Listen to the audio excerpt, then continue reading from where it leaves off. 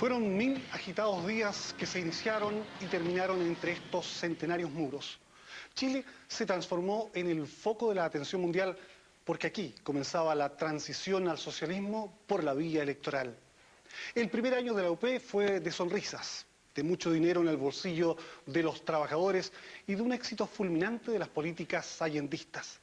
La izquierda, que había conquistado el poder con solo 1/3 del electorado, llegó a conseguir más de la mitad de los votos en las elecciones municipales. Pero la expropiación de fondos, la toma de fábricas y empresas, la creación de grupos armados, el choque social, la inflación desatada, las dificultades de abastecimiento, la intervención desestabilizadora de los Estados Unidos y la incapacidad de los políticos para llegar a acuerdos hizo que las sonrisas de los chilenos fueran gradualmente transformándose en muecas de ira, de rabia y de miedo.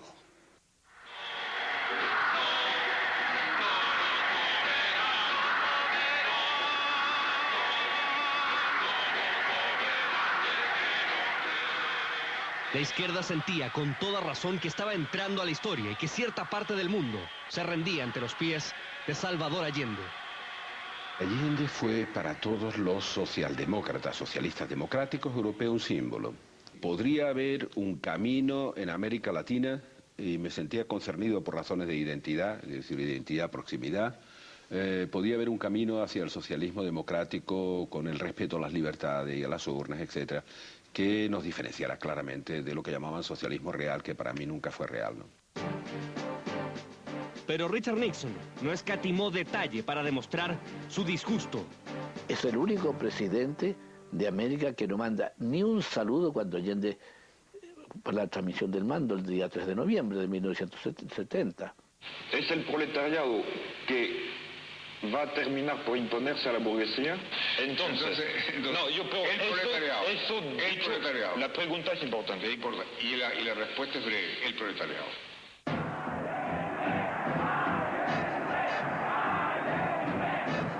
Allende nombró 4 obreros en su primer gabinete, dispuso la vuelta a sus empleos de trabajadores despedidos en huelgas, dictaminó la entrega de leche gratuita a los niños, estableció un acuerdo entre la Universidad Técnica y la CUT para que los hijos de los obreros estudiaran gratis y aumentó considerablemente el salario mínimo, los sueldos del sector público y las pensiones, lo que hizo que el gasto subiera y que la economía bulliera con dinero a raudales.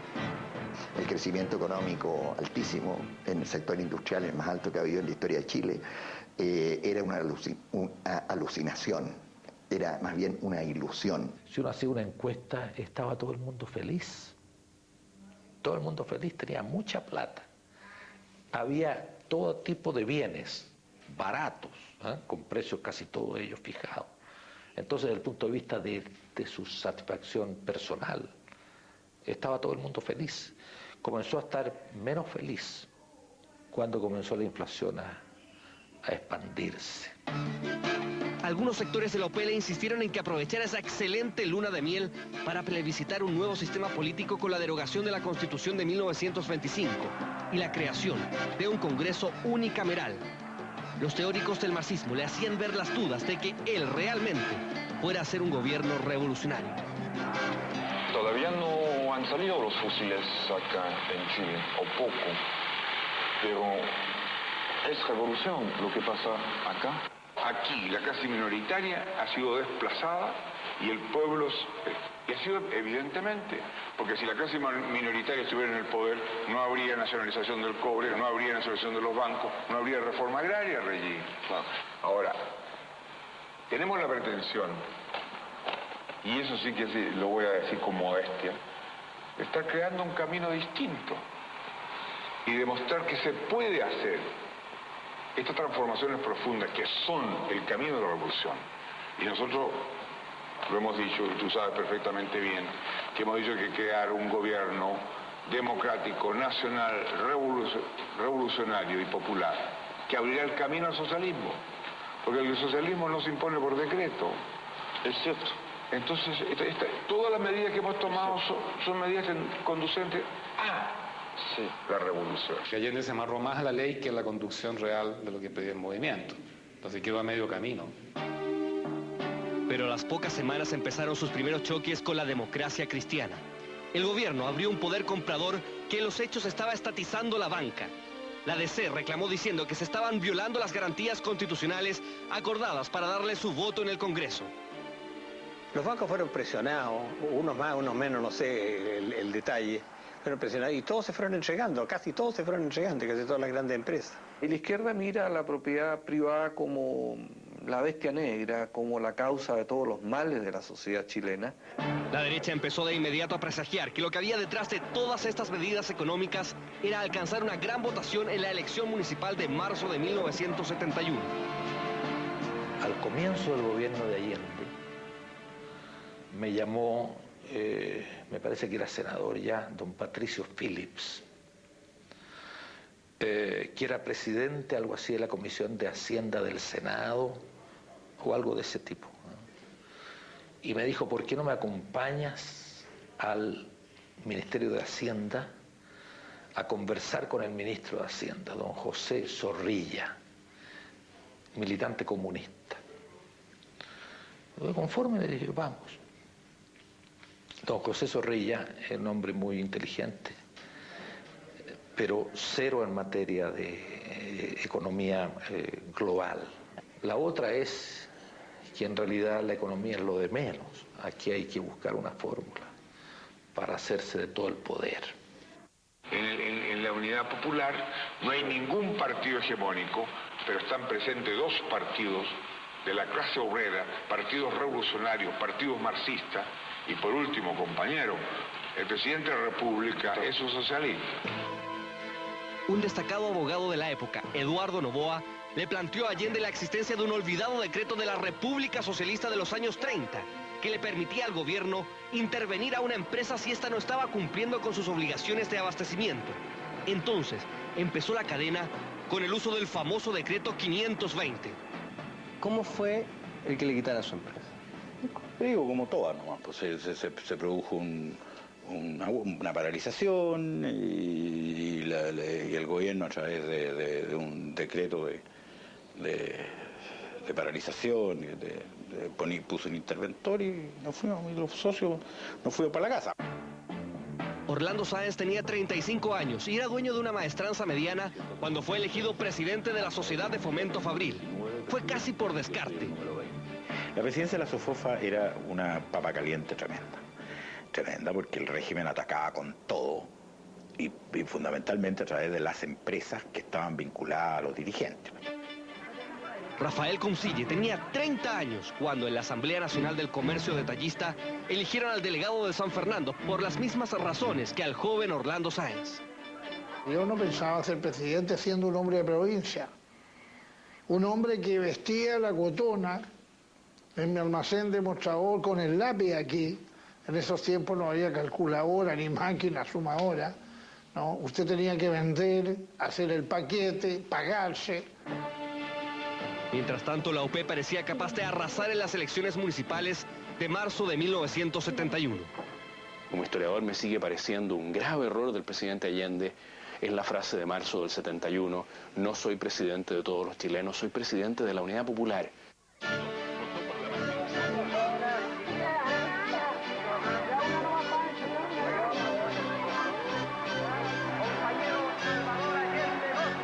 Los partidos favorables al gobierno lograron un poco más del 50% de las preferencias. Parecía que empezaban a pavimentar el camino hacia el socialismo, con una mayoría para Allende, mientras la oposición, que había obtenido el 48%, aumentaba sus miedos. Utilizar un triunfo en la elección municipal para, sobre esa base, avanzar hacia el establecimiento de una dictadura del proletariado. Pero ya a los pocos meses hay una elección complementaria o extraordinaria por Valparaíso, en que fue Hernández Carto contra el doctor Marín. Y gana el doctor Marín. Y vemos nosotros que en esas mismas, ¿no es cierto?, circunscripciones, en marzo del 61 había ganado Unidad Popular y unos pocos meses después ya gana la oposición. Por lo tanto, Allende fue mayoría dentro de Chile, solamente unos pocos meses. Suecos con plataforma, minifalda y marihuana. Ropa artesanal y colonia flaño. El vitrineo por las galerías Drugstore o la compra de discos en Carnaby Street en la concurrida calle Providencia. un paseo en Austin Mini, la discoteca Hipopótamo y veranear en Reñaca. Esos eran los fetiches de la época, íconos que aún perduran en la memoria colectiva de los jóvenes santiaguinos de los 70. La televisión de entonces contó con ciertos espacios que fueron un respiro frente a la escena politizada que vivía el país. Cada canal transmitió sus programas estrellas. Las teleseries de esos años fueron Muchacha Italiana viene a casarse y Simplemente María. El humor lo puso la manivela y en el baile, Música Libre perseveró en su liderazgo. Pese que algunos consideraron este programa enajenante y que adormecía la mente de los jóvenes alejándolos de la realidad, los bailarines causaron furor.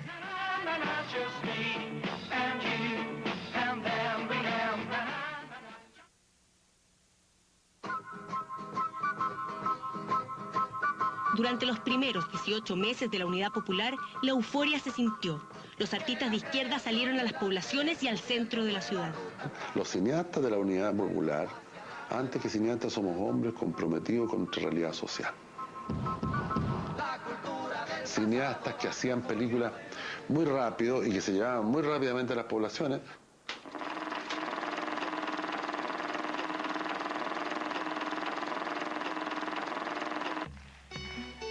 Paralelamente, el Museo de la Solidaridad expuso centenares de obras de artistas del mundo que apoyaban el proceso chileno.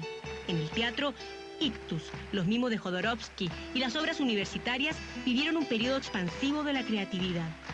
Las brigadas muralistas se amanecieron pintando la ciudad. En 1971, el famoso artista chileno Roberto Mata trabajó con ellos. Hasta les regaló un vehículo para incentivarlos. Fue su mecenas. El voluntariado de los universitarios puso en práctica la responsabilidad colectiva. En los campos construyó canales de regadío. En las ciudades levantó casas, enseñó arte, tejido y serigrafía. Para la oposición, estos trabajos eran instrumentalización político-marxista. Y en 1971 Pablo Neruda fue recibido por multitudes en el Estadio Nacional. Yo estaba con mis hijos en la galería y me recuerdo un camión que entró y unas banderas rojas. Tengo recuerdos como muy eufóricos de esa época. Una fiesta popular agasajó en su país al chileno reconocido mundialmente con el Premio Nobel.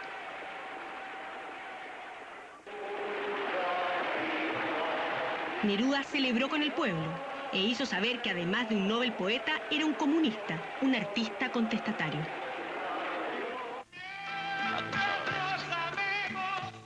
Palomita Blanca en 1971 fue uno de los libros preferidos de la juventud. La lectura en el Chile de esos años estuvo de moda. Contribuyó a ello el nacimiento de Quimantú, la empresa editora nacional. El propósito fue desarrollar nuevos hábitos de lectura. Este mini libro no podía ser más barato. Papel de diario. Muy buena literatura. Universal, literatura de primera. En kioscos, librerías sindicales y campesinas se vendieron también los cuadernos de educación política. Chile en 1972, según la UNESCO, tenía el índice de lectura más alto por habitante. Para nosotros, los hombres de izquierda, pensamos que el desarrollo de la cultura por la cultura es un elemento revolucionario. Entonces hasta Tevito, el perrito popular que representaba la programación de Televisión Nacional, bailó con charagua. La música era de Víctor Jara, la interpretación de Inti Illimani. Los charangos, las quenas, la música instrumental comenzó a ser sinónimo del sonido UP. La izquierda se sintió a sus anchas, mientras la derecha se atemorizó. Hubo familias completas que optaron por irse. Dejaron el país, huyeron del caos que suponían traería el gobierno de la Unidad Popular. Nos preguntaron a nosotros, ¿quieren grabar ustedes? ¿Pero quieren grabar que cosas políticas? No. No es que no nos permitieran grabar, sino que sencillamente a nosotros se nos terminó mucho el ánimo de cantar, porque ya con una cosa política tan fuerte y tan antipática, digamos, no quisimos. La música no comprometida políticamente continuó, pero en un segundo plano. entonces las propuestas culturales masivas fueron primordialmente de izquierda. La cara visual de la UP fue sintetizada por los diseñadores gráficos de DICAP, la discoteca del cantar popular. Dijimos que el disco era una pieza cultural, que la música era la cultura audio, que la gráfica era la cultura visual, pero teníamos que tener una cultura literal, que le dijéramos por qué esa obra estaba escrita, quiénes la escribieron. El gobierno decidió salir a la calle con imágenes. Los afiches fueron los portadores del mensaje idealista del llamado socialismo igualitario. Empezaron a llegar de las diferentes reparticiones del gobierno, nos pedían afiches, sin una directriz central. Como jóvenes, todos teníamos menos de 30, éramos bastante idealistas, ¿verdad? Y sentíamos muy fuerte esta cosa. Y era bastante intensa también, porque eso estaba sucediendo en la calle, estaba sucediendo en otras partes del planeta. Edmundo Pérez Sujovic era uno de los hombres más cercanos a Eduardo Frei. Había llegado a ser su vicepresidente. La izquierda lo recordaba como el ministro que mandó a desalojar una toma en Puerto Montt con resultado de 8 muertos, debido a excesos policiales. Pero tras la elección de Allende, planteó con mucho pragmatismo la posibilidad de conversar una coalición con la OP. El 8 de junio de 1971, un comando de extrema izquierda, llamado la Vanguardia Organizada del Pueblo, asaltó su vehículo y lo acribilló. Le dije al papá, nos vienen siguiendo, parece. Él no dijo nada, miró por el espejo, pero parece que inmediatamente se dio cuenta que algo raro iba a pasar. Entonces yo le pregunté, ¿tiene el revólver? Tratamos de mirar en la caja de guantes, pero no había nada. Ya en ese momento el auto que me venía siguiendo se adelantó, se puso al lado de nosotros y uno de los tipos se echó hacia adelante como para reconocerlo. Ya no tuvimos nada más que hacer porque el auto, después de eso, se cruzó, nosotros frenamos, el tipo se bajó con una ametralladora ya a punto de disparar, se puso al lado de papá y le disparó a escasos centímetros, varias ráfagas de ametralladora, y gritando algo contra él, que no me acuerdo exactamente qué era, pero era contra, eso no me da ninguna duda. Al expresar mi dolor por el fallecimiento del ex vicepresidente de la República, don Edmundo Pérez Sujovic, alevosamente asesinado en la mañana de hoy, denuncio ante el pueblo de mi patria que este odioso crimen representa una deliberada provocación destinada a alterar la marcha institucional de nuestro país. El presidente invita a una reunión en La Moneda, en que me invita a mí. Está presente en representación del ejército el general Pinochet, que es el jefe de la Plaza de Santiago. En esa reunión yo le planteo al presidente que nosotros no teníamos confianza en el director de investigaciones. Y lo curioso, que nunca se me ha olvidado, es que antes que el presidente me contestara y antes que el director de investigaciones ahí presente protestara, habló el general Pinochet. Y el general Pinochet dijo que el ejército tenía confianza en el servicio de investigaciones y que era el servicio de investigaciones el que debía realizar esa tarea. Algunos miembros de la VOP murieron en enfrentamientos con la policía. Otros cayeron detenidos y el último de ellos fue con una bomba amarrada a entregarse a investigaciones donde mató a varios detectives antes de explotar. El asesinato de Pérez Sujovic generó todavía más distancia entre la ADC y la izquierda. Aún así, todos los partidos políticos aprobaron la nacionalización de la gran minería del cobre. Aunque Allende consiguió un gran triunfo interno, que en la práctica significaba que Chile recuperaba su mayor riqueza nacional, abrió un flanco a su mayor enemigo externo. Más aún, cuando por consejo de Eduardo Noboa, se determinó que no había que indemnizar a las grandes compañías norteamericanas porque éstas habían obtenido utilidades excesivas. Eso le dio la excusa necesaria a Nixon para cumplir con su promesa de hacer aullar nuestra economía. Chile, of course, is interested in obtaining loans from international organizations where we have a vote.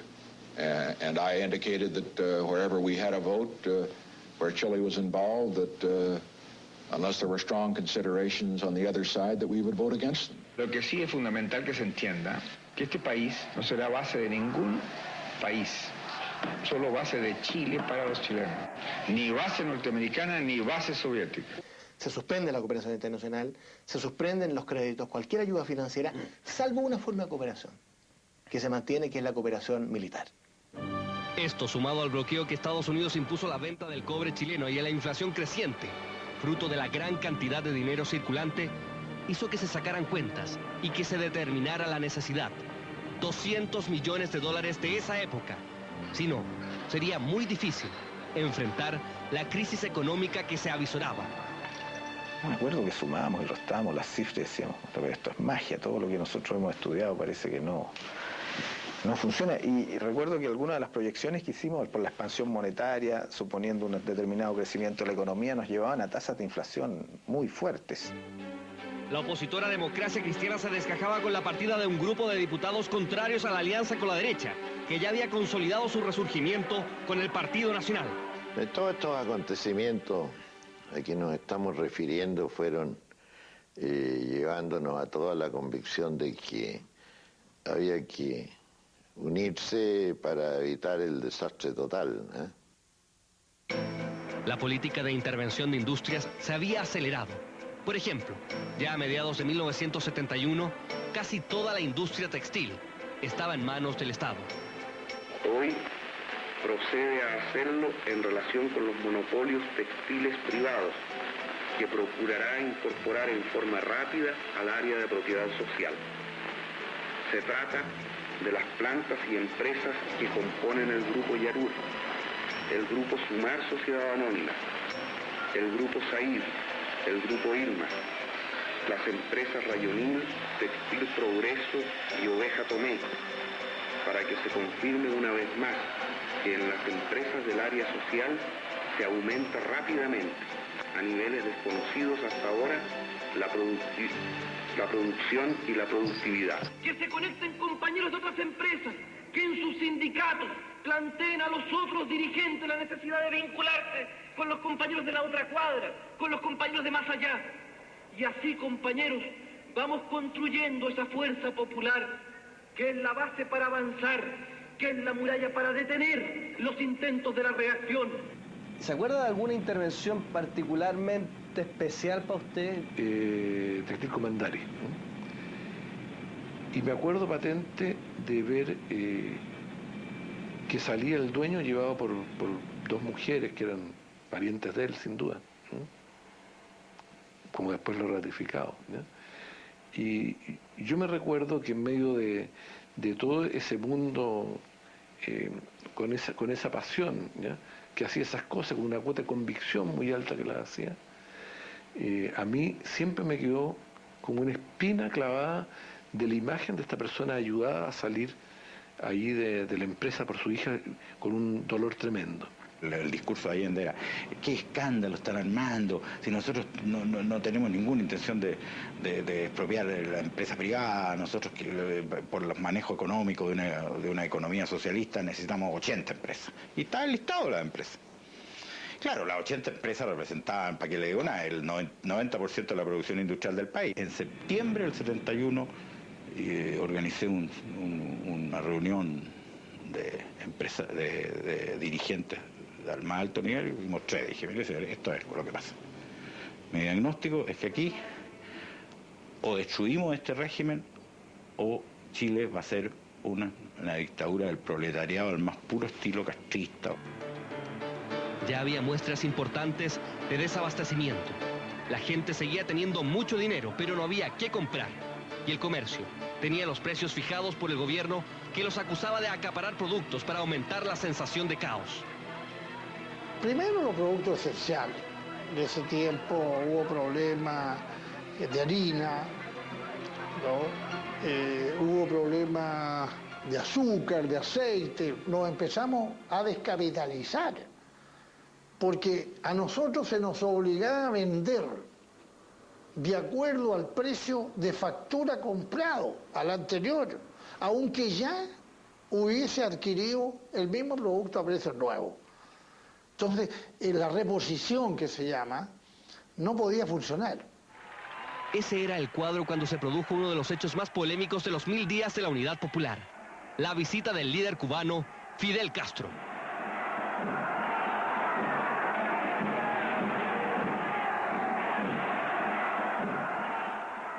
Se anunció que estaría unos pocos días, pero se quedó 3 semanas. Alguien dijo por ahí que esa visita como el pescado a los 3 días está pasado.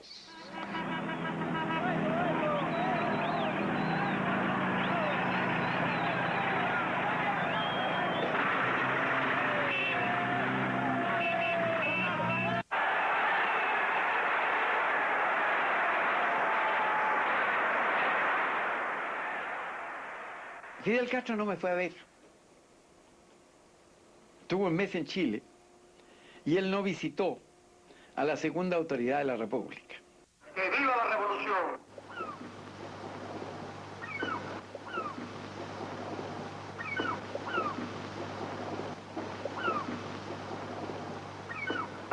Porque la delegación y todos nosotros parecíamos niños de 12 años en la costa del Pacífico. Salvador Allende estaba francamente molesto, diría yo, con la prolongación de la visita. Pero a su vez, él, para decirlo claramente, no se atrevía a decirle a Fidel: mira, Fidel, ya hemos cumplido, tú, yo, estamos muy agradecidos, pero hasta luego. Había un propósito fundado, proclamado, sostenido, ¿no?, por la extrema izquierda para llevar a Chile al lado de Cuba, al lado de la Unión Soviética.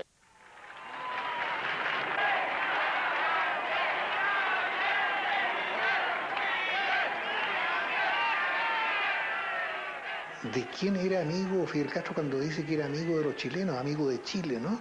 De la derecha no era amigo, obviamente.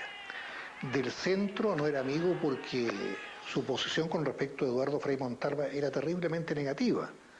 En un discurso público Fidel Castro hizo una metáfora diciendo que el gobierno de Frei Montalva era como la prostituta del imperialismo. El Partido Comunista era acremente criticado por Fidel Castro, incluso maltrataron a Pablo Neruda. Fidel Castro trabajaba con el MIR.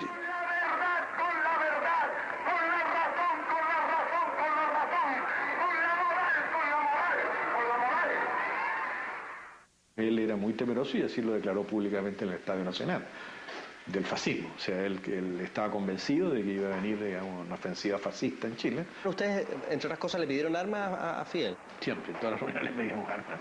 ¿Sí? Y siempre nos decía lo mismo. Hablen con Allende, si Allende autoriza, nosotros le facilitamos armas. Fidel dejó armas para el GAP, la guardia privada del presidente, pero según Andrés Pascal, Allende nunca autorizó envíos para el MIR.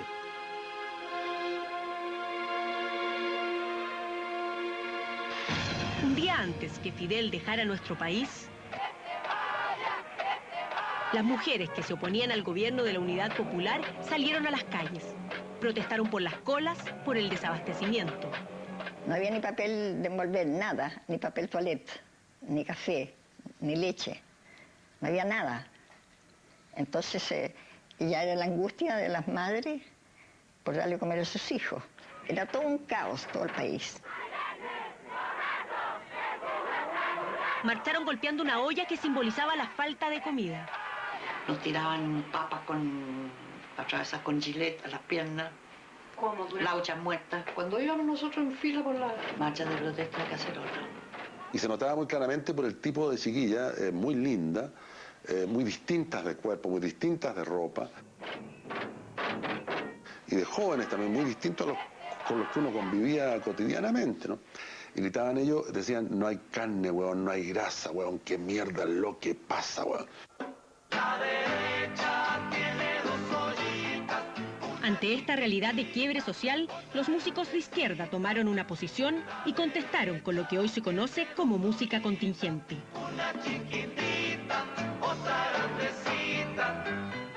Aún se recuerda las ollitas de Quilapayún, una burla a las protestas femeninas. Las mujeres fuimos reaccionando por cansancio de lo que nos estaba sucediendo, por temor a que nos transformaran en una Cuba.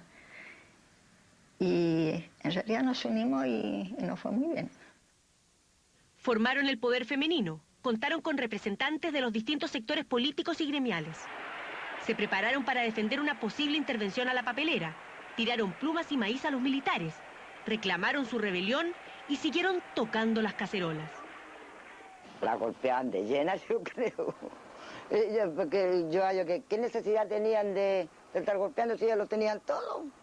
Son viejas ricas, ociosas, viejas que lo único que hacen es sentarse en el poto que tienen. La grandecita la tiene muy llenita. Se perfiló con claridad la división. El quiebre entre partidarios y opositores al gobierno de la UP fue en aumento.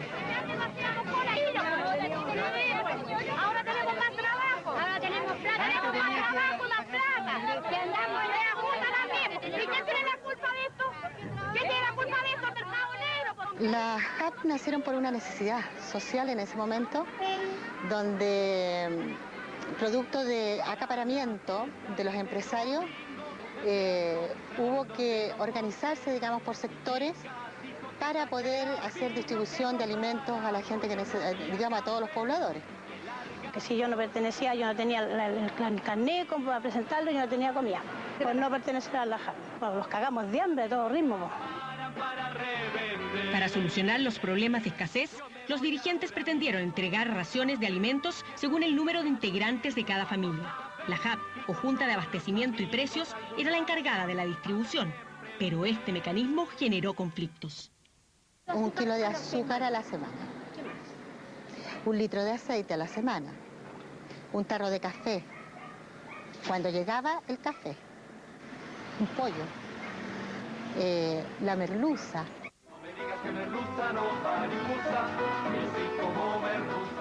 De pronto faltaba, entiendes tú, carne y había que comer pescado porque había que, digamos, cambiar el hábito. Entonces hacíamos la canción de la merluza para convocar a toda la gente.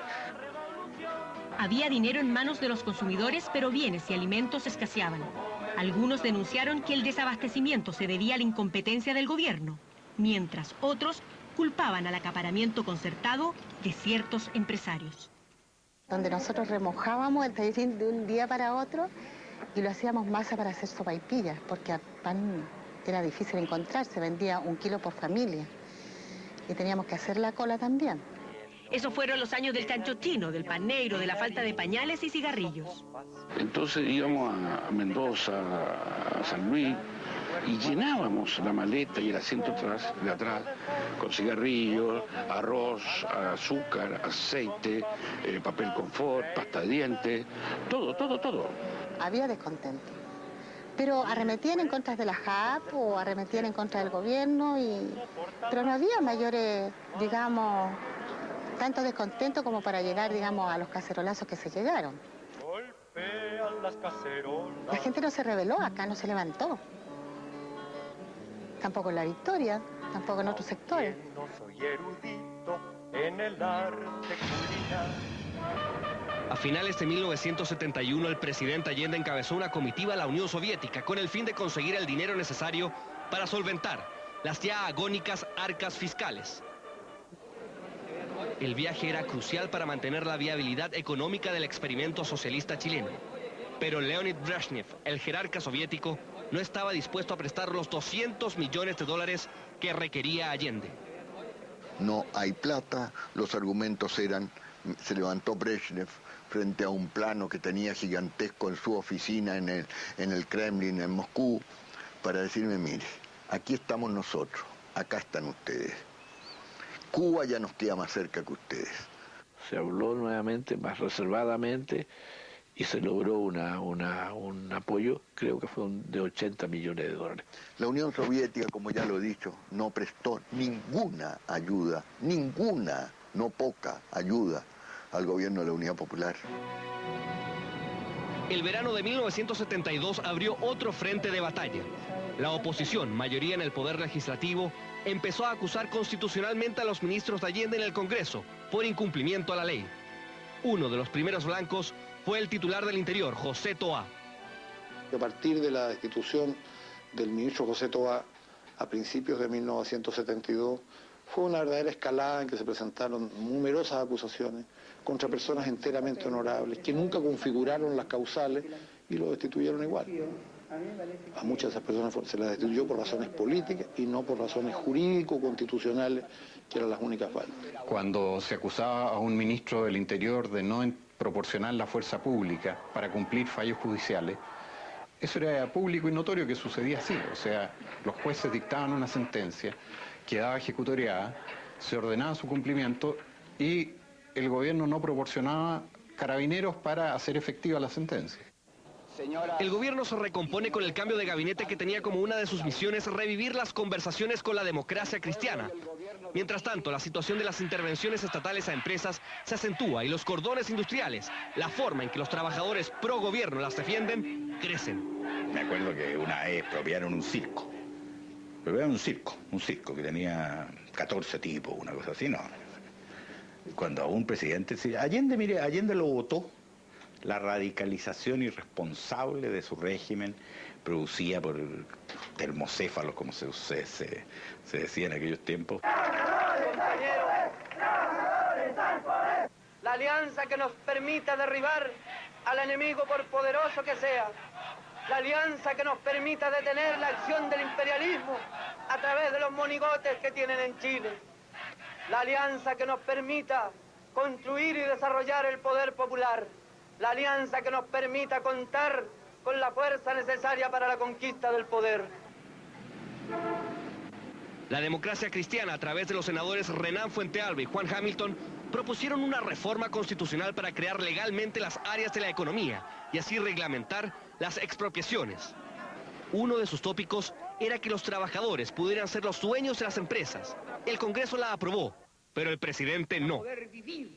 Nosotros hemos planteado como una necesidad la presencia de obreros, empleados y técnicos en un porcentaje en la dirección de las empresas. Pero eso no implica que esas empresas vayan a ser autónomas y vayan a tener independencia para producir. No, nosotros somos y seremos partidarios de una economía centralizada. Las empresas tendrán que desarrollar los planes de producción que fije el gobierno.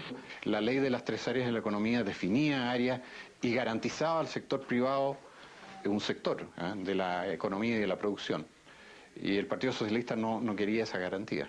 Con motivo de la reunión esa que se hizo en la Casa Tomás Moro, pedido presidente en relación con las reformas constitucionales, yo llegué puntual, lo que no ocurrió con el resto de los invitados. Entonces, el tiempo que tuvimos previo a la reunión, el presidente se dio el trabajo de mostrarme los cuadros que tenía en Tomás Moro. Y cuando terminó este recorrido, me dijo, me han dicho que usted tiene buenos cuadros chilenos. Sí, presidente, le dije, yo lo he informado bien. Bueno, ¿y cuándo me va a convidar a conocerlo? El día que usted quiere, una vez que termine su gobierno. Entonces se extrañó, le dije, ¿por qué cuando termine? Porque me han dicho que usted es muy bueno para las expropiaciones. Ya a esas alturas eran patentes los problemas que le generaba al gobierno el esquema de funcionamiento que Allende le había ofrecido a sus partidarios 2 años antes. Creo que Salvador Allende cometió un error muy grave cuando, al asumir la presidencia, al asumir la candidatura, se comprometió a gobernar en todo de acuerdo con sus partidos. Yo creo que el que es elegido presidente de la República tiene una responsabilidad personal que no puede quedar subordinada a el asentimiento de todos los demás. La sospecha de las razones de la intransigencia recayeron sobre todo en Carlos Altamirano, visto por muchos como excesivamente radical. Un sector de la izquierda lo apoyó lanzando su más conocida proclama, avanzar sin transar. En el Partido Socialista había gente que nos decía a nosotros, cualquier acuerdo entre socialista o gobierno de Allende con la democracia cristiana es traición al programa y traición al pueblo de Chile. Esos son los cuentos absurdos de que yo me oponía. ¿Qué se quiere decir? Si se piensan las cosas con una mínima lógica, de que yo influía de tal manera en Allende que yo podía decirle al presidente de Chile, yo no quiero acuerdo. Y el presidente de Chile me decía, como usted mande, señor Carlos Altamirano. Una estupidez. Los primeros 300 días de la Unidad Popular hicieron pensar que el modelo chileno al socialismo era algo más que una ilusión. Pero los gérmenes de una crisis política y económica de incalculables proporciones estaban incubados. Momios y upelientos, fachos y beatos, patriotas y antipatriotas. El lenguaje común fue registrando una acelerada degradación. La prensa escrita adquirió rasgos canallescos pocas veces vistos. La olla del odio era calentada por irresponsables de todos los sectores. En un instante, las recetas para el caos. Uno de los frentes en que más se había agudizado el conflicto era el campo. Aunque el gobierno de la UP estaba usando la misma ley de la administración Frey, en la práctica se aplicaba de un modo más radical. De las 10 millones de hectáreas expropiadas entre los dos gobiernos, 7 millones lo fueron bajo la UP. Hubo una insuficiencia que fue la siguiente. El propio gobierno de Frey se había propuesto como objetivo darle la tierra a 100.000 familias campesinas. Ese era el objetivo, la meta que se había fijado. Y en la práctica, por un lado, por el retraso que tuvo la aprobación de la ley, que Frey empezó en el 64 y la ley fue recién aprobada en el 67, y por otra serie de dificultades que fueron surgiendo, solamente habían recibido, digamos, la tierra unas 30.000 familias campesinas al final de ese gobierno. Nosotros estamos claros que falta alimento y todo eso produce la tierra. Está claro que de que nosotros, en parte, somos causantes de que haya un poco de desabastecimiento. Y por eso queremos que se expropie para que haya más alimento. Así como han dicho muchas veces los verdugos de que nosotros somos los flojos. Y aquí lo estamos demostrando que no somos nada los flojos. Cuando viene la intervención del gobierno de Salvador Allende, comienza la presión por decir, mire, lo que importa aquí es el poder. Para algunos teóricos, los campesinos lo que querían era la tierra, pero cuando se intervenía un predio y se nombraba un interventor que no tenía conocimiento de cómo se trabajaba la tierra, era un caos. En los campos empieza a sonar fuerte el nombre del mirista comandante Pepe. El comandante Pepe tenía organizado en el sur de Chile, cerca de Valdivia, un grupo de guerrilleros, y de ahí se dedicaban a tomar los fondos para exigirle entonces, una vez los fondos tomados, vinieran los de la reforma agraria y se hicieran cargo y lo expropiaran teniendo o no teniendo las condiciones para ser expropiados. Y nosotros planteamos que era necesario expropiar las tierras, los fondos con puertas cerradas, ¿sí? Así que con todos sus implementos y sus medios de trabajo, porque si no era imposible trabajar eso. Nosotros movilizamos a los campesinos y ocupamos las tierras, digamos, a puertas cerradas simplemente. Con todo lo que hay dentro. Con lo que hay dentro. Compañero, yo les pregunto a ustedes, ¿qué posibilidad tendríamos nosotros si los predios que va a expropiarse, todos tuvieron con la medida precautoria después a fin de mes? Puede ocurrir que algunos de estos predios salgan con medida precautoria. Entonces, bueno, pero realmente en ese caso hay que pelear a los tribunales, ¿no? Pero... Compañero, bien. Lo que tenemos que hacer los campesinos es tomarse todos los predios, compañeros, y a expropiarse de aquí al primero. En 1972 ya estaba bastante consolidado el peor escenario político para el presidente. Los 3/3 ya eran dos bloques, con la DC unida a la derecha. Pero el juego político hacía rato que era desbordado por la calle. Nosotros lo dijimos y yo lo puedo repetir con mucha tranquilidad, pero con mucha firmeza. Nosotros no queremos la violencia, no necesitamos la violencia, pero la violencia reaccionaria responderemos implacablemente con la violencia de la ley y la violencia revolucionaria si es necesario.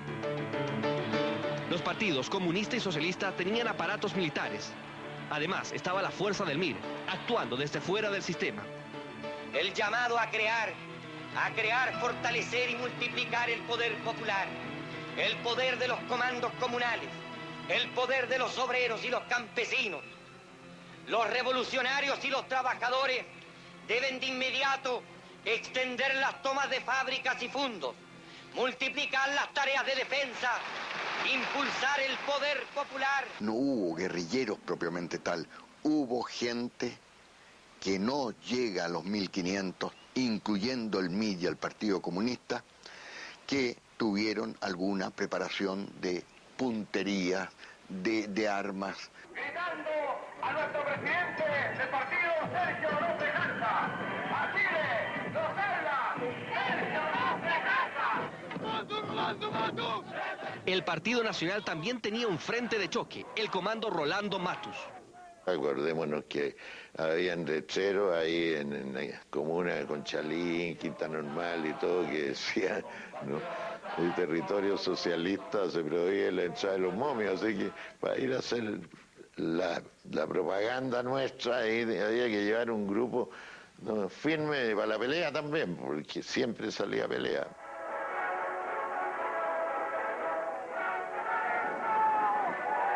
Pero el grupo armado más emblemático de la derecha era el movimiento nacionalista Patria y Libertad, liderado por Pablo Rodríguez y autodefinido como laico, antimarxista y popular. Miembros suyos habían estado involucrados 2 años antes en la muerte del general Schneider. Al principio, cuando se forma Patria y Libertad, incluso ingresa la vertiente nacionalista ultraconservadora de Jaime Guzmán, pero posteriormente se produce la crisis inevitable entre el laicismo y el conservadurismo ultracatólico, Opus Dei, y finalmente esto explosiona a mediados del 72 y se retira Jaime Guzmán. Las armas que tuvimos las traje yo personalmente desde Argentina en varios vuelos que hice en mi propio avión. A las acciones revolucionarias del MIR se empezaron a sumar actos de sabotaje de Patria y Libertad, que tenía un grupo operativo cercano a los 1000 paramilitares, mientras el país era rehén de una polarización en la que ahora había armas. La violencia en Chile, los atentados, los sabotajes por la electricidad, el sabotaje a la economía, el asesinato de personas como Schneider y de otras personas, lo desató la derecha chilena. Los Patria y Libertad, los Rolando Matus. La seguridad nacional está absolutamente, la seguridad interna absolutamente desbordada también por la presencia de grupos armados, ¿no es cierto?, de extremistas.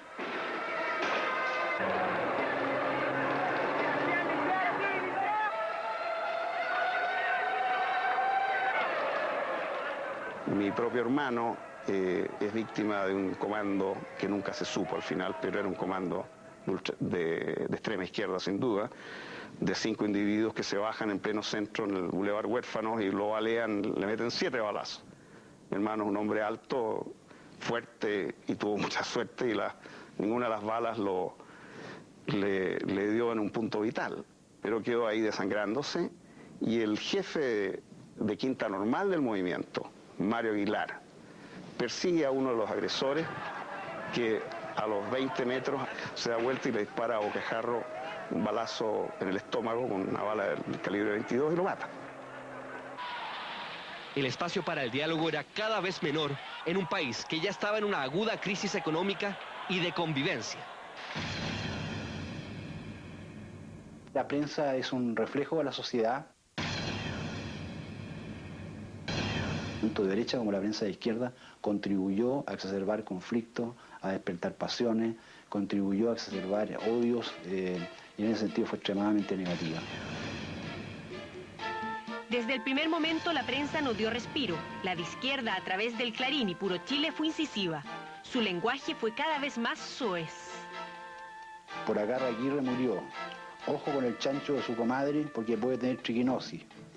Pato Elwin no quiere soltar al PN, que era un juego de palabras que sean con el Partido Nacional, el PN y el PN. Hay un montón. El enano maldito fue una caricatura que comentaba desde la portada de Puro Chile la contingencia nacional. En un país dividido, su procacidad fue celebrada cuando Quilapayún le compuso una canción. En esos años, la democracia cristiana fue blanco constante de titulares.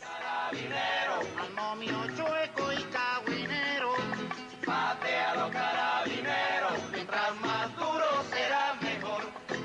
El enano maldito acota, ya le volamos la que te di. Tampoco se salvaron de las burlas miembros de la curia como el sacerdote Raúl Asbun. o dirigentes de oposición como Sergio Onofre Jarpa.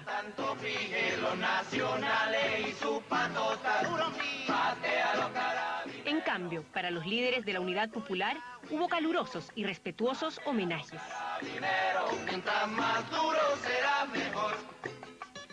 Las noticias de última hora era un diario socialista bastante agresivo también, pero con gente de cierta calidad intelectual. La Nación también, que era del gobierno, pasó a ser militantemente agresivo. Un rasgo fuerte de racismo, de intolerancia religiosa. Cuidado con esa prepotencia. Desde sus trincheras más combativas fue una prensa descalificadora de instituciones. A la Corte Suprema la consignó como la enemiga del pueblo. Al Senado le llamó el hemicirco. A la Radio Minería le decía Radio Momiería y al diario El Mercurio el perjurio.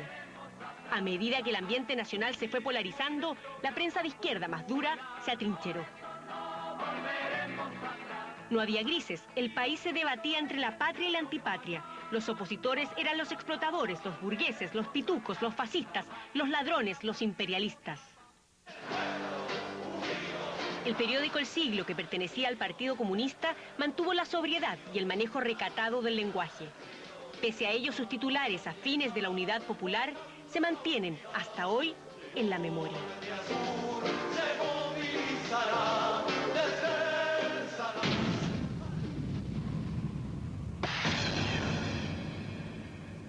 La estrategia de la prensa derecha, yo diría que fue buscar primero la sensación de un caos generalizado en el país,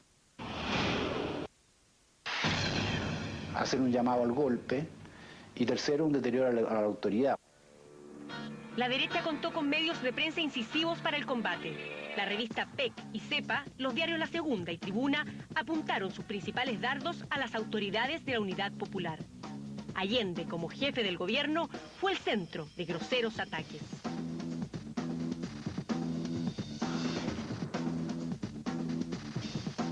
Se le trató de mujeriego y alcohólico, de inconsecuente, de muy burgués en sus gustos a pesar de su lenguaje revolucionario.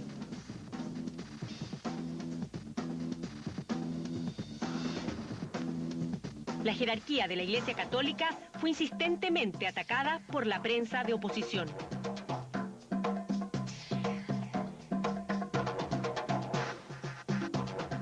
La amenaza de destrucción de la Iglesia por parte del marxismo fue una idea fuerza que se reiteró sistemáticamente.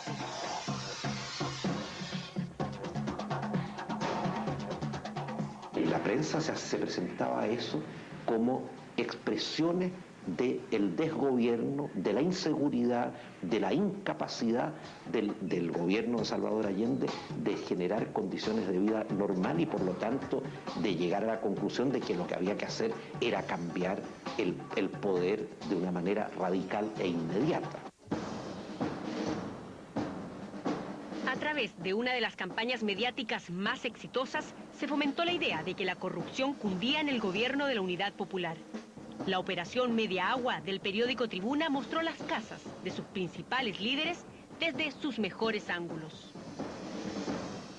Y pese a que el diario El Mercurio mantuvo un perfil mesurado, que en lugar del titular escandaloso recurrió al editorial sesudo, los otros medios de prensa que dependían de la cadena mercurial contaron con encabezamientos marcadamente tendenciosos. A mediados del 72, una investigación en Estados Unidos da a conocer los papeles secretos de la ITT, la principal compañía telefónica de ese país, usada para intentar impedir la asunción de Allende a través de desvíos de millones de dólares para sus opositores. Yo acuso ante la conciencia del mundo a la ITT de pretender provocar en mi patria la guerra civil, grado máximo de desintegración para un país. Esto es lo que nosotros calificamos como intervención imperialista. ITT did not. Años después, una comisión del Senado norteamericano verificó a través del informe Church que la CIA contribuyó con $7 millones repartidos a políticos, gremios y medios de comunicación para financiar acciones contra el gobierno de la UP. Inteligencia y recursos. Usted para una pelea así, desde una institución como la SOFOFA, necesita recursos, obviamente. ¿Y esos recursos dónde los fueron a buscar? En el extranjero, básicamente. ¿Estados Unidos? No, en todas partes. ¿Y qué?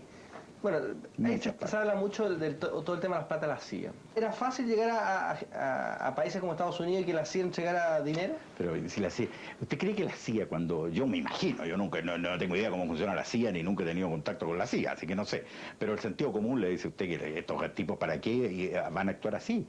Ellos actúan indirectamente, seguramente. Y nosotros era tan clara la forma en que buscábamos la plata a través del empresariado internacional, que si ellos hubieran querido inyectar plata en nuestra causa, no necesitaban nada, hablar con nadie, era cuestión de que movieran un par de peones. Si queremos los medios de movilización, la solución adecuada, basta ya de artimaña, basta ya de zigzagueo. Vamos de frente a la solución. El paro se generó porque el gobierno comenzó a organizar una empresa estatal de camiones. Y entonces los camioneros empezaron a protestar porque esta empresa estatal iba a tener una especie de monopolio. Por justicia y por menos tramitaciones. Y eso es lo que le hemos venido a pedir a ustedes.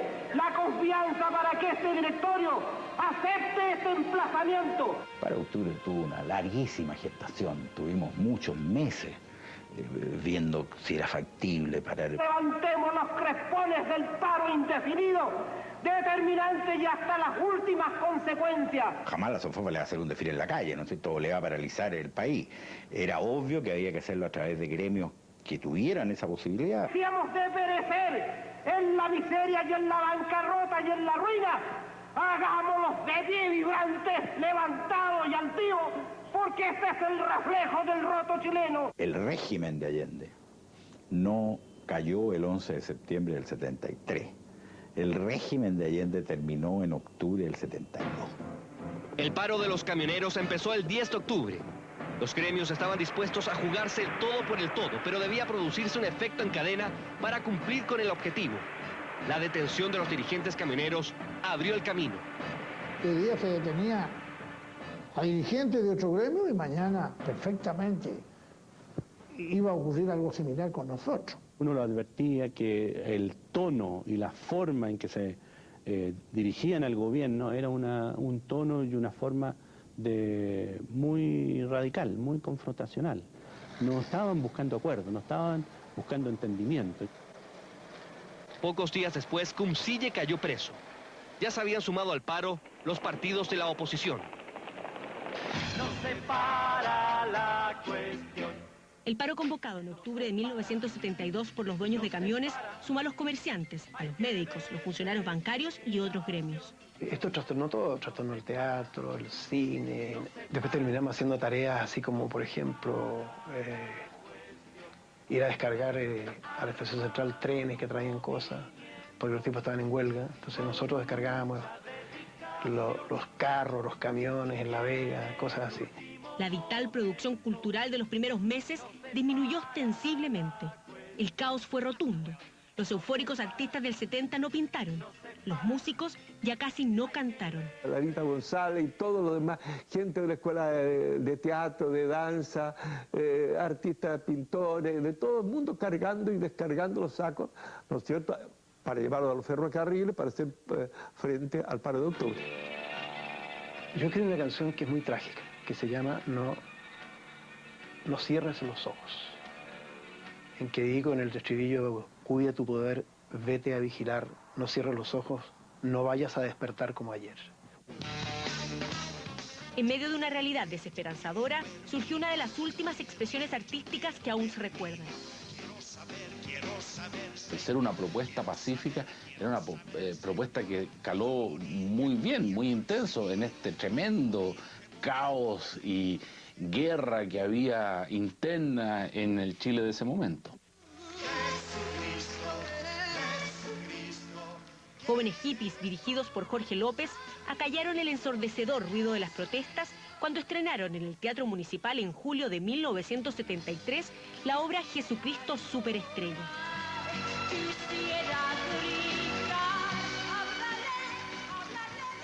Usted no es nada, no es chicha ni limona. La música que se oyó entonces fue el Que no salta es momio, ni chicha ni limoná. y Onofre Cifrey, que hace referencia a la alianza de la derecha y la democracia cristiana para las parlamentarias de 1973.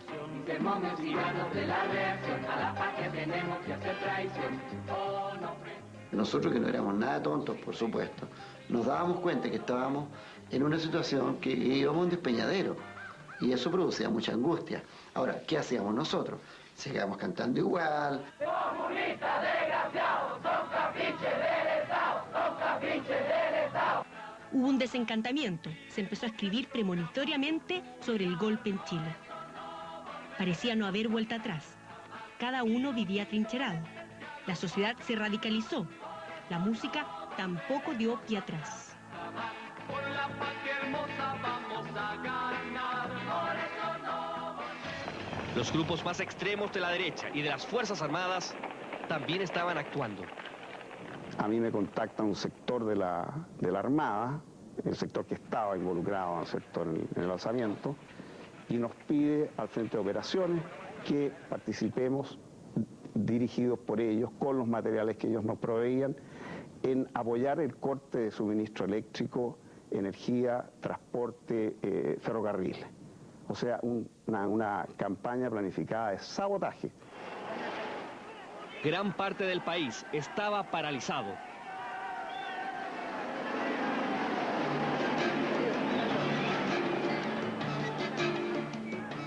Mientras tanto, los trabajadores partidarios de la OP trataban de combatir el paro, llegando como fuera a sus puestos para impedir una catástrofe productiva. El gobierno entonces decide cambiar su diseño y dar un salto inédito. Llamar a los jefes de las Fuerzas Armadas al gabinete, que a partir de ahora sería encabezado por el comandante del ejército, general Carlos Prats, como ministro del Interior. El ministro del Interior, general Carlos Prats. Más adelante, el tanquetazo y la aparición de un desconocido general de 57 años que empuñó las armas para defender al gobierno de Allende. Ni tampoco especialmente cercano al presidente Allende, pero veía que no podía eludir esa responsabilidad, a pesar de sus dudas. Entonces así que antes de asumir, por ejemplo, hubo reunión de los generales y todos convinieron en que correspondía hacer eso. Había sido gran amigo de su antecesor, el general René Schneider. No solo compartían aficiones como el arte o la literatura, sino la convicción de que las Fuerzas Armadas debían ante todo obedecer el orden constitucional. El general Augusto Pinochet ya era un cercano al comandante en jefe, que por el viaje de Allende era en esos momentos el vicepresidente de la República. La decisión de nombrar a Prats como ministro del Interior no solo acabó con el paro, sino que calmó momentáneamente los ánimos. Mientras tanto, Allende salía en una gira que tuvo como momentos cúlmines a México, un país donde era profundamente admirado, y a Naciones Unidas, donde terminó de esta manera su exposición. Y la certeza de que esos valores tendrán que prevalecer, no podrán ser destruidos.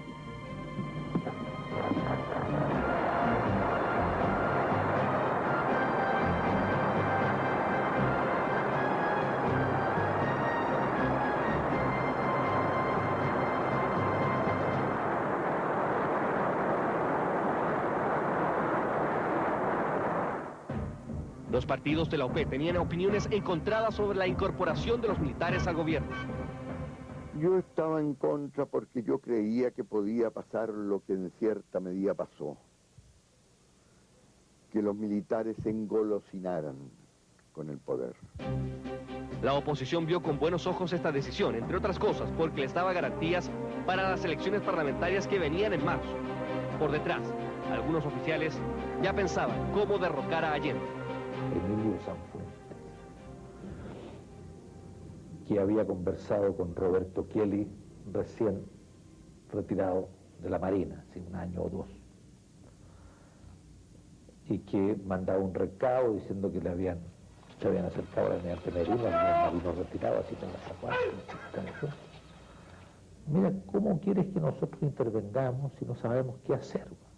Hay un grupo de, yo diría que pueden haber sido 4 o 5 al comenzar y pueden haber sido 20 al terminar.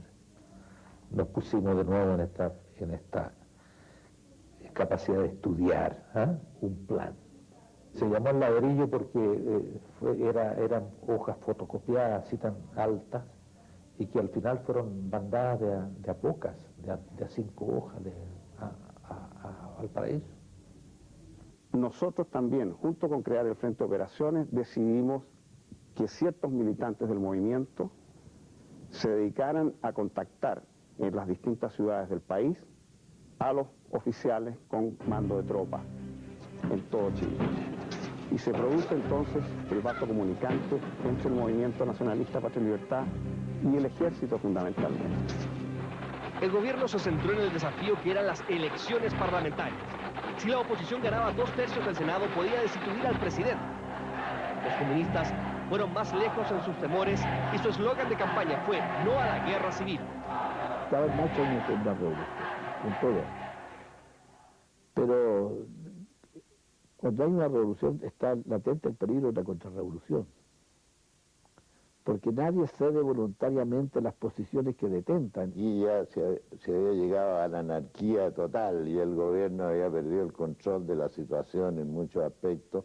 40 son extraordinarias votos, pero no sería imposible que sacáramos. ¿Para qué queremos un nuevo gobierno?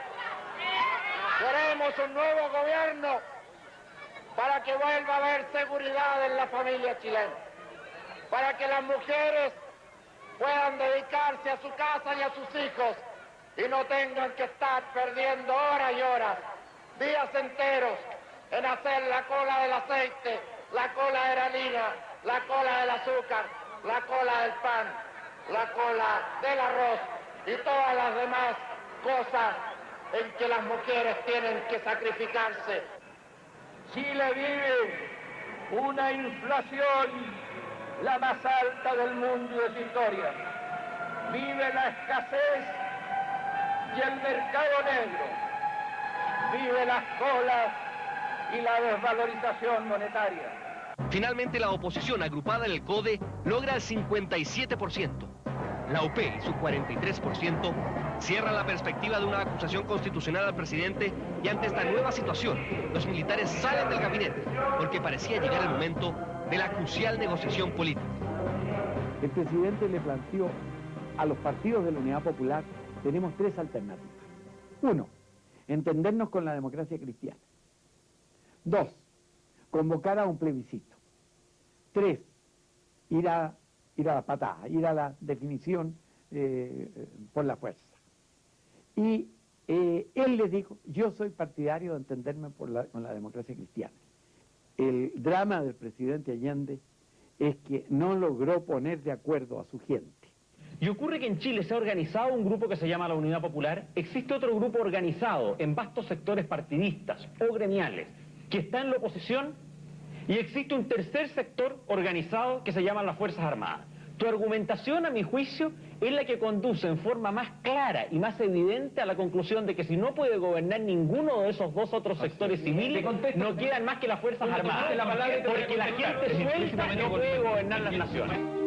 Algunos sectores de la UP ya hablaban claramente de un posible golpe de Estado.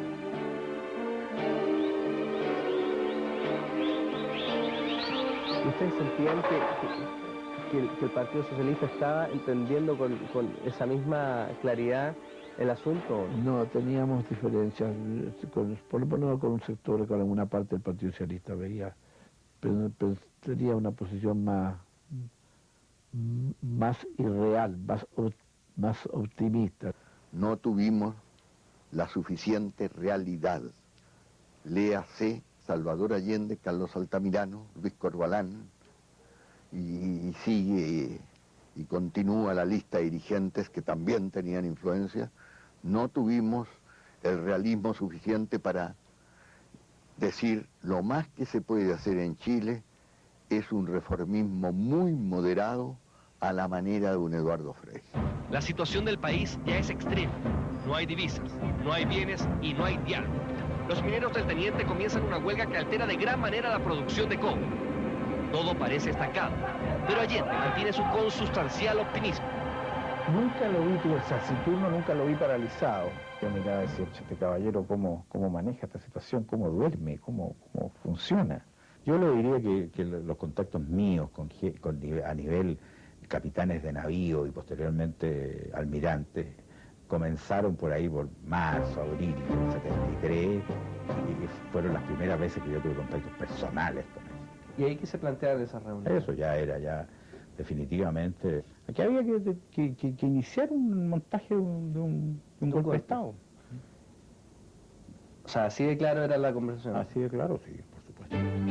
El 27 de junio, el comandante en jefe del ejército, general Carlos Prats, bajaba por la calle Costanera.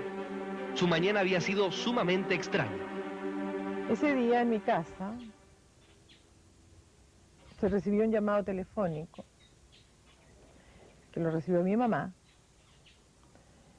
en que le decían algo así como, porque no era claro, no era preciso,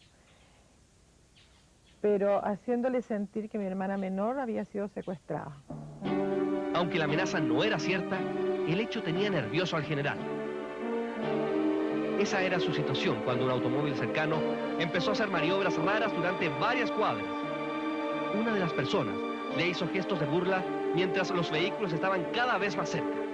Él dice que se imaginó la situación que había vivido el general Schneider. Frente a esas situaciones que mi papá saca la pistola y dispara a las ruedas del auto. Entonces baja, se da cuenta que es una señora. Porque de lejos parece que por el corte de pelo que tenía, en fin, parecía un hombre, ¿no? Una persona le gritó, mándelo preso, señora. Y ella le respondió, ¿dónde está el carabinero? Escuché claramente, que una persona le decía a otra, hay que matarlos. En ese momento el general Prats decía, creí que era un hombre, ¿cierto? Eso dijo, y luego dijo, si quieren matarme, mátenme. No sé qué es lo que él había escuchado antes que yo llegara, pero él dijo, si quieren matarme, mátenme, le dijo.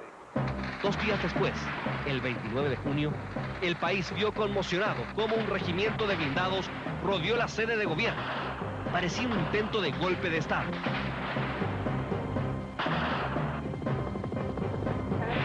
El gabinete en pleno llamó al general Prats para saber qué pasaba, mientras los tanques sobre las calles del centro imponían terror a los transeúntes.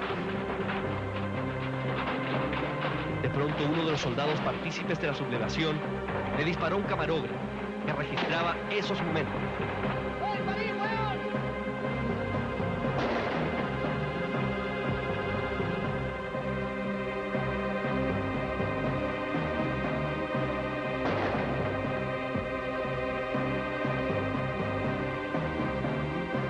El general Prats tuvo que defender la moneda con el apoyo de varios regimientos.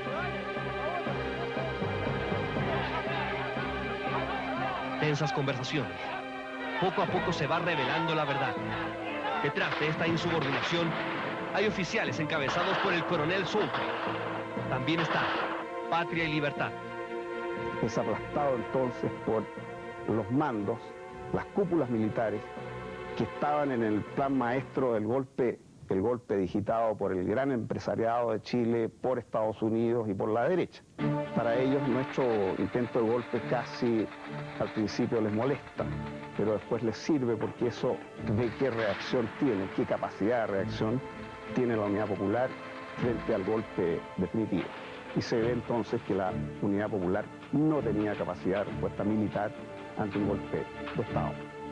Entró en escena un actor que hasta ese momento había estado sumamente silencioso. El arzobispo de Santiago, cardenal Raúl Silva Enríquez. Ya el proyecto sobre la Escuela Nacional Unificada lo había sacado de su estrategia de mantener solo respetuosas y formales relaciones con el gobierno marxista, al ver lo que se intentaba hacer en uno de los campos de mayor acción de la Iglesia. ¿Por qué tiene que estar el Estado creando bases de educaciones generales? Existe la libertad de educación y los padres de familia tienen el derecho de educar a sus hijos con quienes ellos quieran. A pesar de que el plan contaba con el visto bueno de la UNESCO, Allende retiró el proyecto ante la oposición de una iglesia católica que miraba a su gobierno marxista con desconfianza. Pero ante la evidencia de un posible desastre político, los obispos le piden al cardenal Silva actuar.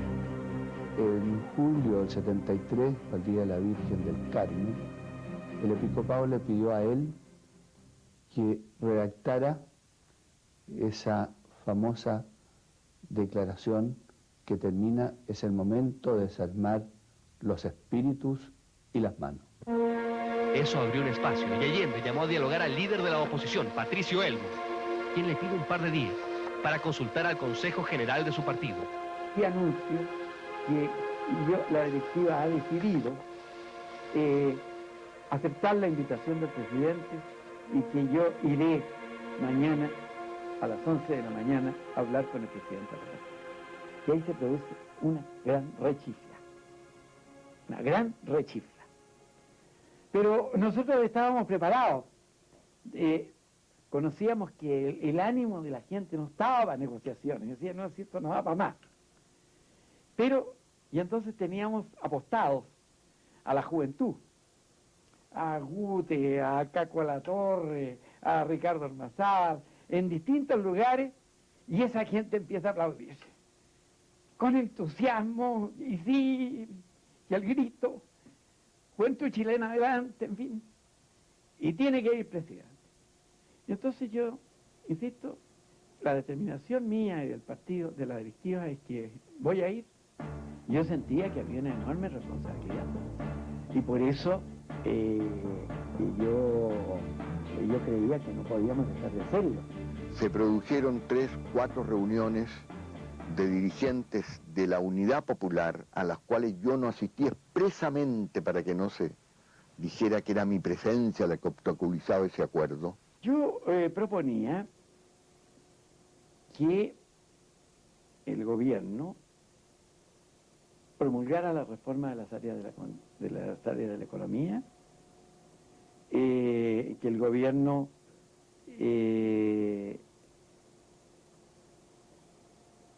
formara un gabinete que inspirara confianza al país. ¿Con gente la esa?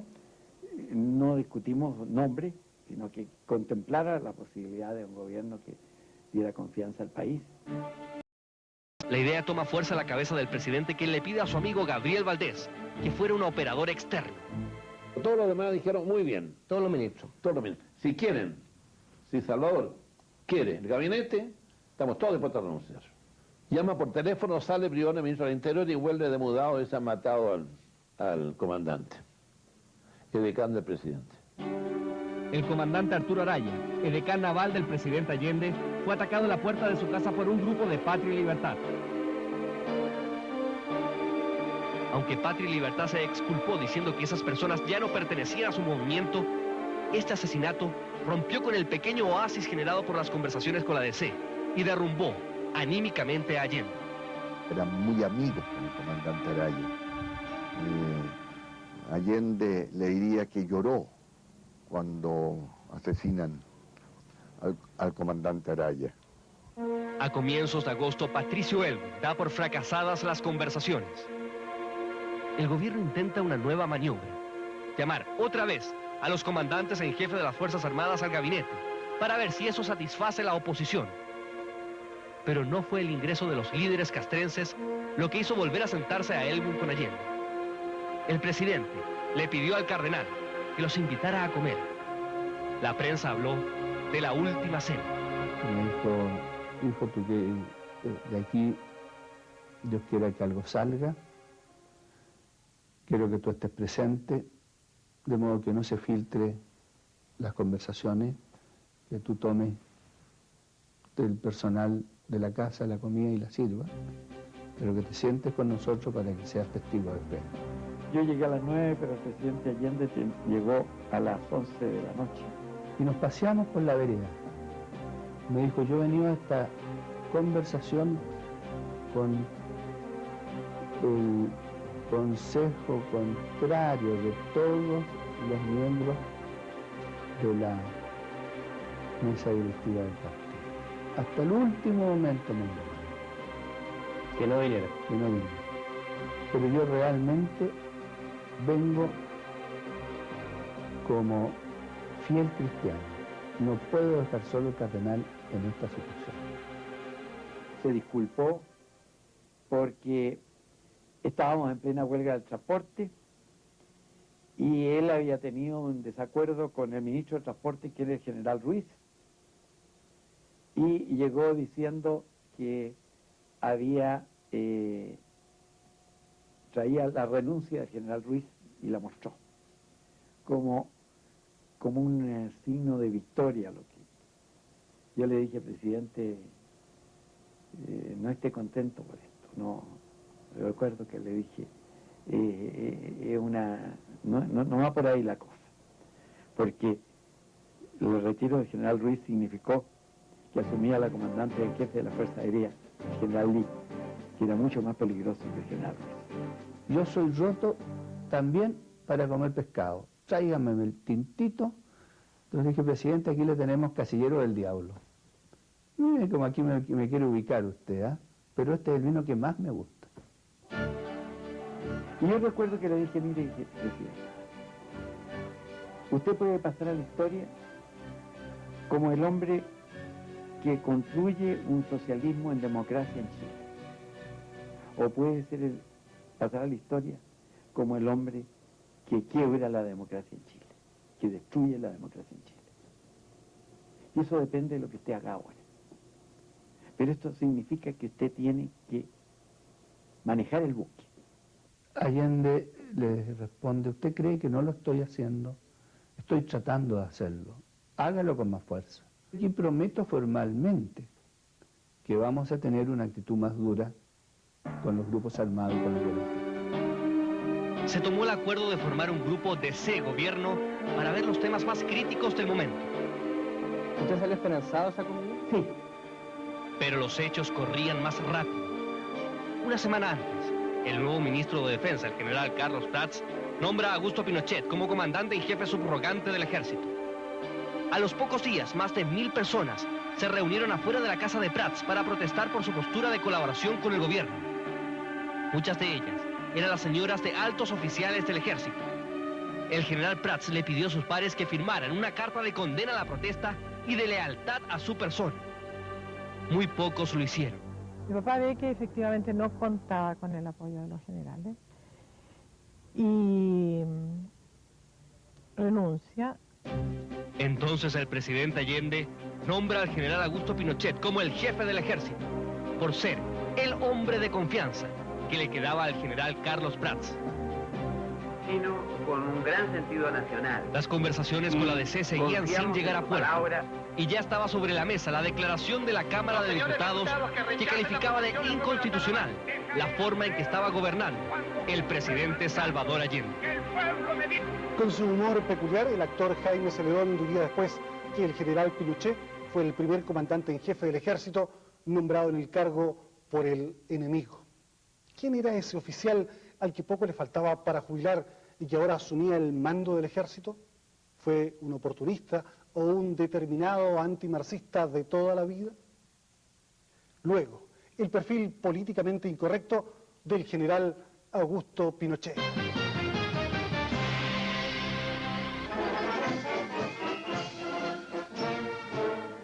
La vida del general Pinochet ha cambiado radicalmente a los 57 años, cuando ya comenzaba a pensar en el retiro.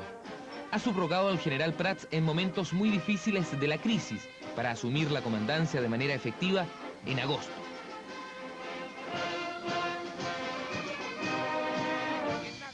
Han sido 4 décadas de servicio y las hojas de vida lo describen, según sus superiores, como un soldado nato, apegado a los reglamentos, de inteligencia normal pero no destacada, estudioso, trabajólico, excelente para mandar y obedecer, silencioso y disciplinado, sin ambiciones ni ideas propias, ayudante por naturaleza.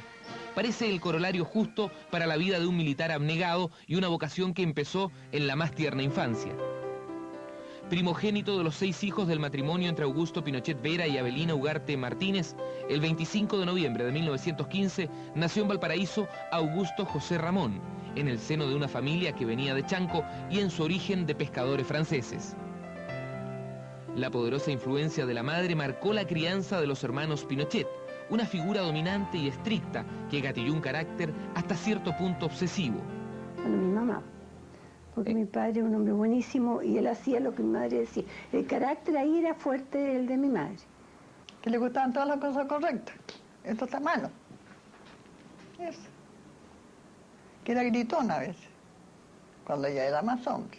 cuando yo tenía sus 15, 16 años. Le gustaba que los pantalones de su uniforme estuvieran rectos. Y le decía a la nana, pásale bien el pantalón en la plancha, que quede rectita la línea. Cosas así. Formados los padres franceses, una enseñanza religiosa basada en el premio y el castigo, que Augusto vulneraba arrancándose a los 9 años a jugar a un polígono de tiros, según él mismo revela. De pocos pero duraderos amigos, en esas aulas se inició la amistad de más de 70 años con José Toribio Merino. Pinochet no tenía ancestro militar alguno por el lado paterno, pero a los 14 años ya manifestaba su intención de abrazar la carrera de las armas. Le costó el ingreso. Fue 2 veces rechazado por el ejército, primero por edad insuficiente, luego por ineptitud física. En su tercer intento lo logró, y doña Avelina agradeció la manda a la Virgen del Carmen vistiendo por años de café. Augusto también lo hacía cumplir cuando andaba de civil. Una religiosidad profunda que la hizo indignarse cuando años más tarde, en sus tiempos de cadete y por la influencia de un superior, Augusto ingresó fugazmente a la masonería. En una época sí. ¿Tú quieres que mienta? No, no te voy a contar mentiras porque las sabría. Pero muy poco tiempo, si es que fue masón. Porque mi madre casi se murió cuando supo. Porque ella era católica Zoom. Ella era la que hacía todos los meses, todos los años, 3 meses de manda de café. Pinochet al parecer no pasó de la categoría de hermano dormido, pero el dirigente radical Julio Durán Neumann, también masón, aseguraba haber participado en su ceremonia iniciática en una logia.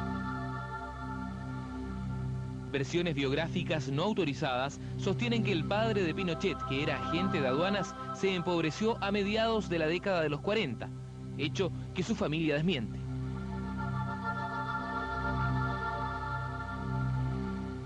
Si mi padre hubiera sido pobre, nos habríamos muerto de hambre. Éramos 6. Se casaron mis hermanas.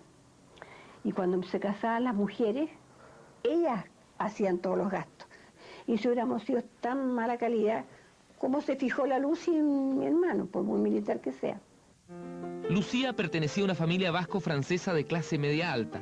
Su padre, Osvaldo Iriart, abogado radical y masón de respetable fortuna, había sido senador por Tarapacá y Antofagasta, ministro del Interior de Juan Antonio Ríos por breve periodo y fiscal de la Corfo, dueño además de un fundo en el sur, el Trapiche, en Talca.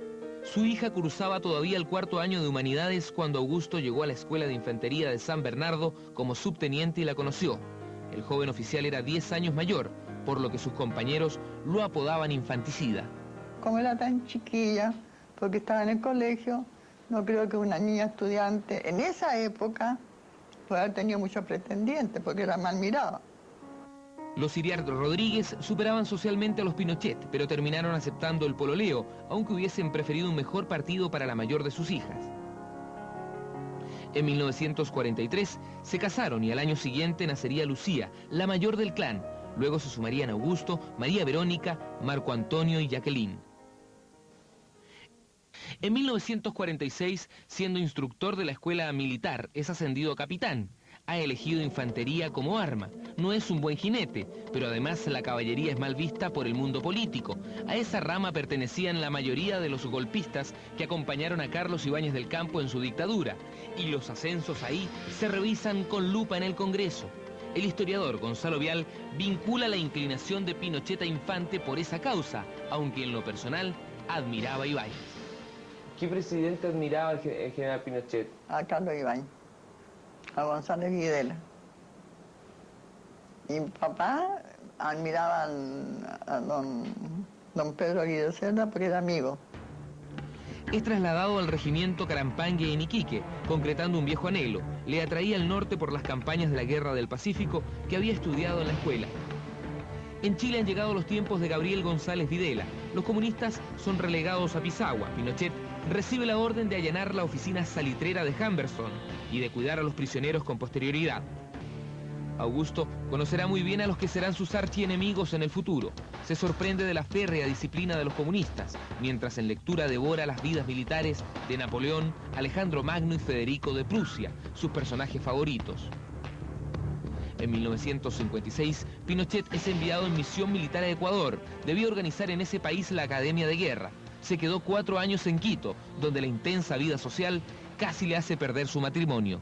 También él fue bastante enamorado, porque allá en Ecuador tuvo un problema que doña Lucía se vino de Quito.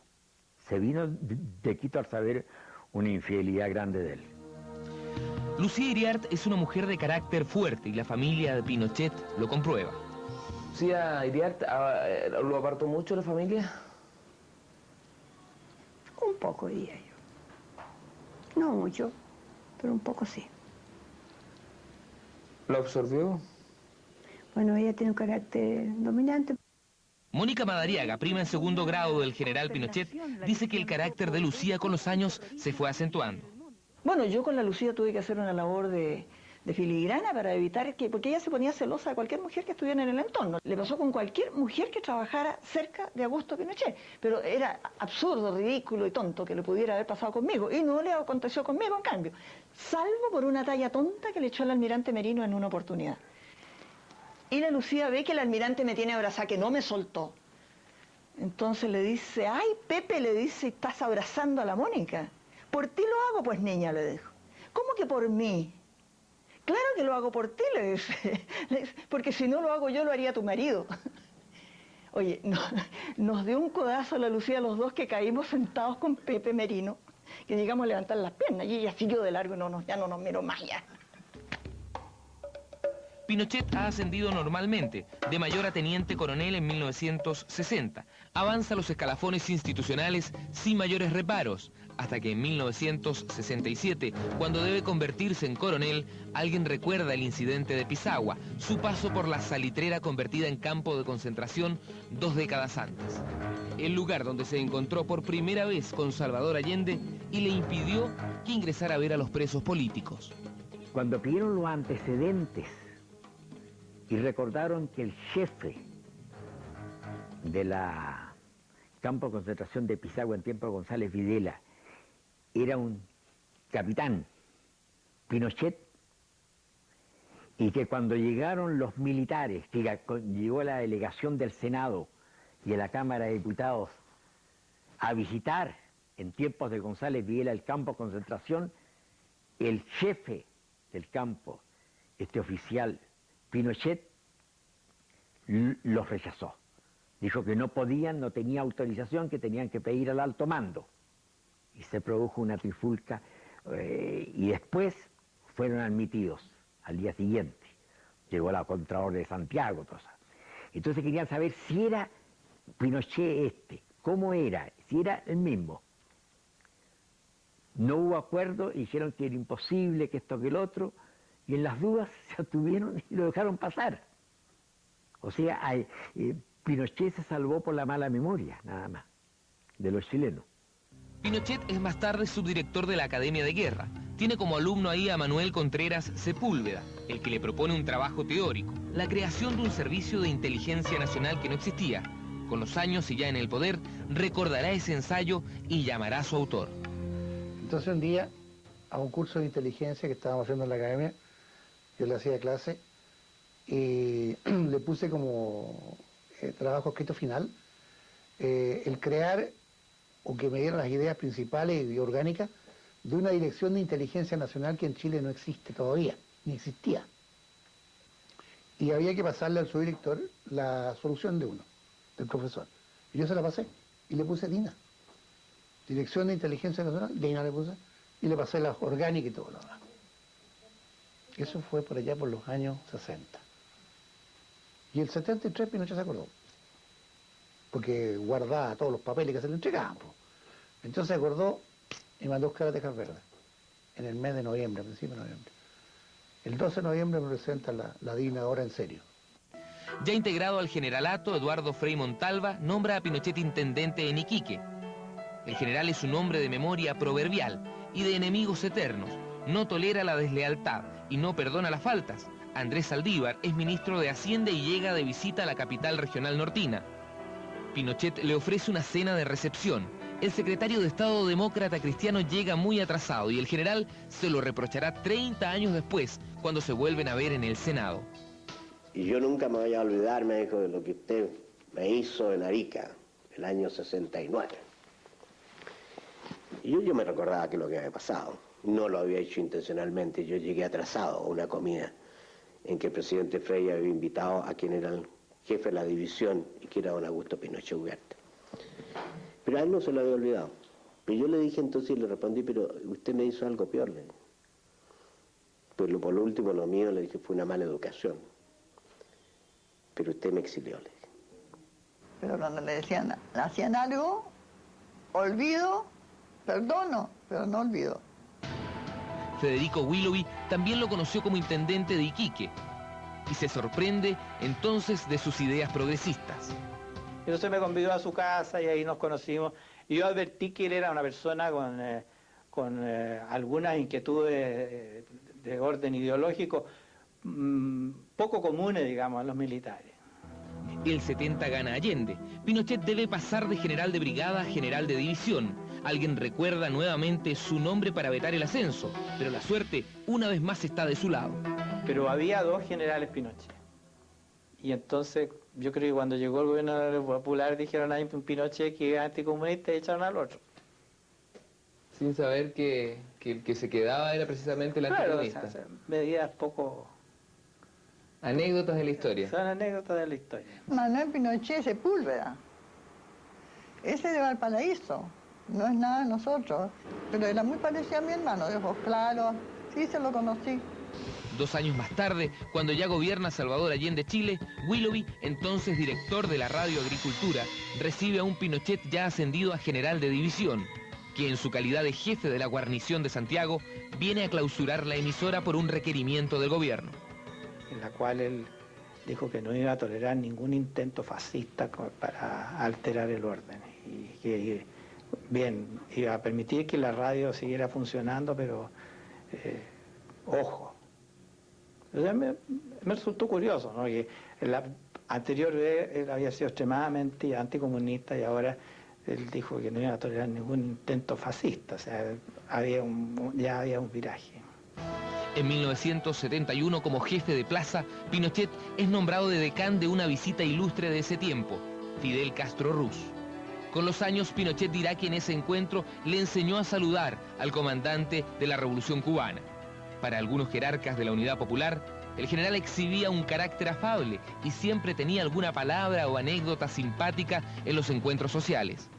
Pitancero me dice, caramba, yo tengo muchos problemas con usted, me dice. ¿Y por qué, general? Le digo, si no nos conocemos. Por mi mujer, me dice. Tampoco conozco a su señora, le dice. ¿Qué le pasa? No, es terrible, me dice, porque nosotros estábamos, bueno, no sé, acostados, mirando la televisión y aparece usted. Entonces mi mujer me pega un codazo y me dice, así deberías hablar tú. Por lo tanto, yo estoy muy celoso con usted y parece que a mi mujer a usted le gusta mucho. Si nunca le he visto, le digo yo. Y Pinochet era de los que invitaba a José Toá a comer a su casa. Y a Letelier también. O sea, dicen que los que se salvaron fueron los que nunca fueron invitados a comer por Pinochet. En 1972, el general fue designado jefe del Estado Mayor. A fines de ese año, Prats es nombrado ministro del Interior y Pinochet lo subrogó en la comandancia. Las especulaciones ponen en la línea de los constitucionalistas y leales a los generales Rodríguez, que estaba en Washington, Manuel Sepúlveda en la segunda división, Guillermo Pickering en el comando de institutos militares y Orlando Urbina. Miran con recelo, en cambio, a Arellano Stark, a Arturo Viveros, a Sergio Nuño, a Manuel Torres de la Cruz. Pinochet en terreno de nadie. Dentro del ejército nadie sabe a ciencia cierta su pensamiento íntimo. Convive con todos, es simpático y adulador. Se lleva bien con personeros oficialistas y también con opositores. Aquí, por ejemplo, brinda con Patricio Elwin la primera vez que se toparon a comienzos del 73. Pinochet aplastará, junto a Prats y el ministro Toá, la sublevación del regimiento blindados número 2 en junio de 1973. Allende se lo agradecerá. El comandante en jefe del ejército, junto con los generales Pinochet, Pickering, Urbina y Sepúlveda, trazó el plan para reprimir a los subversivos. La intentona golpista había sido sofocada. Los sublevados cayeron presos. Después del golpe, Pinochet llegará al mismo regimiento blindados número 2 para descubrir un monolito en homenaje a los caídos ese día. Era un buen profesional. Era un hombre digno de confianza. Y cuando el presidente Allende se molestó con Prat porque se iba, le dijo, bueno, a lo menos dígame quién puede ser su sucesor. Y Prat no trepidó, sino que le dijo, jefe de Estado Mayor, el general Augusto Pinochet, y de esta manera, presidente, no se descabece el alto mando. Y a Allende le pareció bien porque Pinochet había sido comandante de la guarnición de Santiago también. Pinochet asiste a las ceremonias de la UP, a los cambios de gabinete, a reuniones con el ministro de Defensa y el presidente. Llega a esos encuentros con la presión familiar creciente de su esposa y de su madre, la misma que influyó su vocación militar y que le pide ahora que haga algo. El general se reserva. Yo con mi madre le dijimos muchas veces porque los militares no hacían algo. Y yo lo dije aquí también, porque estábamos viviendo una época muy mala. Yo te hacía cola en el estero, me acuerdo, para conseguir pan, para conseguir aceite. Yo las hice las colas. Y ponía a mis hijas mayores que están casadas en diferentes filas para lograr algo. No fue mentira la época que vivimos. ¿Y él qué respondía? Ya pasará, ya vendrá, quédese tranquila, pero no hacía nada más. Esas mismas presiones las siente el general Carlos Prats González, que el 23 de agosto renuncia. El ministro Orlando Letelier del Solar, a cargo de Defensa, es quien termina por convencer a Allende. Así por lo menos lo sostiene su viuda. Pinochet es un viejo soldado, 100% profesional, incapaz de engañar a su mujer. Augusto Pinochet Ugarte alcanza el último grado de su carrera militar, pero la historia le deparará cargos de mayor relevancia. Colas, mercado negro, acaparamientos, inflación galopante, desconfianzas y miedos crecientes. Chilenos que ya empiezan a buscar posiciones y armas para una eventual guerra civil. Almirantes y generales que deliberan y organizan el alzamiento. Un parlamento opositor que asesta un golpe institucional al gobierno. Un presidente asediado que comienza a pensar en un plebiscito para que el pueblo resuelva la crisis política. En nuestro siguiente capítulo, el electrizante desencadenamiento del golpe de Estado y la defensa de la moneda. Informe especial. Buenas noches.